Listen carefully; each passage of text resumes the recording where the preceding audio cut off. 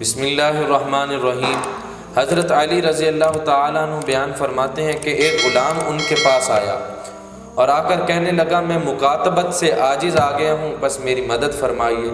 مکاتبت یہ ہے کہ انسان چند پیسوں کے عوض آزادی خرید لے، اپنے آقا سے کہے میں اتنی مالیت تمہیں ادا کروں گا تو آپ مجھے آزاد فرما دیجئے گا۔ تو حضرت علی رضی اللہ تعالیٰ عنہ کے پاس وہ غلام آیا اور آ کر کہنے لگا کہ میں مکاتبت سے عاجز آ گیا ہوں، آپ میری مدد فرمائیے۔ حضرت علی رضی اللہ تعالیٰ عنہ نے کہا کیا میں تمہیں وہ کلمات نہ بتاؤں جو رسول اللہ صلی اللہ علیہ وآلہ وسلم نے سکھائے ہیں کہ اگر تمہارے اوپر پہاڑ کے برابر بھی قرضہ ہو تو اللہ تبارک و تعالی اس قرضے کو دور فرما دیں۔ اس غلام نے کہا ضرور بتائیے۔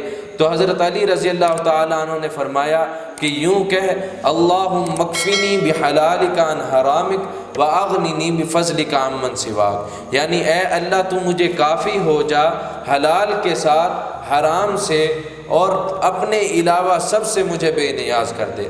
حضرت انس رضی اللہ تعالی عنہ روایت فرماتے ہیں کہ رسول اللہ صلی اللہ علیہ وآلہ وسلم نے حضرت معاذ رضی اللہ تعالی عنہ کو فرمایا کہ اگر یہ دعا پڑھ لو تو اگر تمہارے اوپر احد پہاڑ کے برابر بھی قرضہ ہو اللہ تبارک و تعالی اس سے بے نیاز کر دے، تمہیں قرضے سے خلاصی عطا فرما دے۔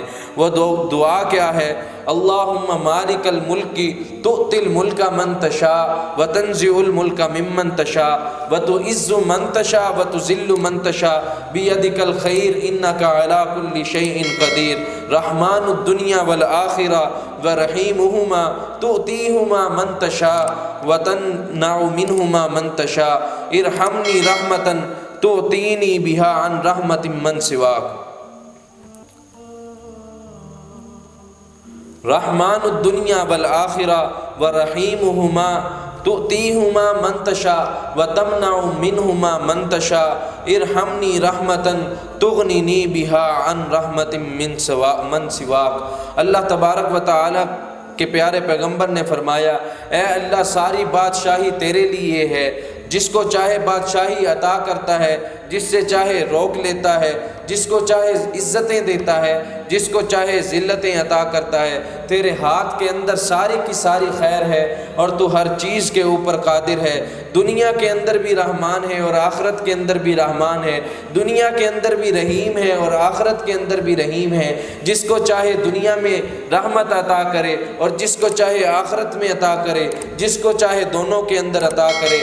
اے الہ العالمین مجھ پر رحم فرما اپنی رحمت کے ساتھ اور مجھے اپنی رحمت سے اپنے سوا ہر ایک سے بے نیاز کر دے۔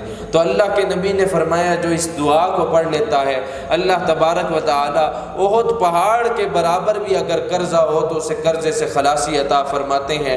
اللہ تبارک و تعالی ہمیں قرضے سے محفوظ فرمائے، کیونکہ قرضہ ایک ایسی چیز ہے جو شہید کا بھی معاف نہیں ہوتا۔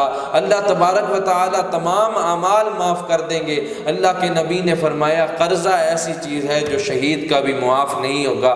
اللہ تبارک و تعالی ہمیں قرضے سے محفوظ بھی فرمائے اور جو کوئی مقروض ہے اسے قرضے سے خلاصی عطا فرمائے۔ وما علی الا البلاغ۔ مزید اس طرح کی اچھی ویڈیوز کے لیے ہمارے چینل دی میسنجر آف اللہ کو سبسکرائب کریں اور ثواب کی نیت سے اس ویڈیو کو زیادہ سے زیادہ شیئر کریں۔ جزاک اللہ۔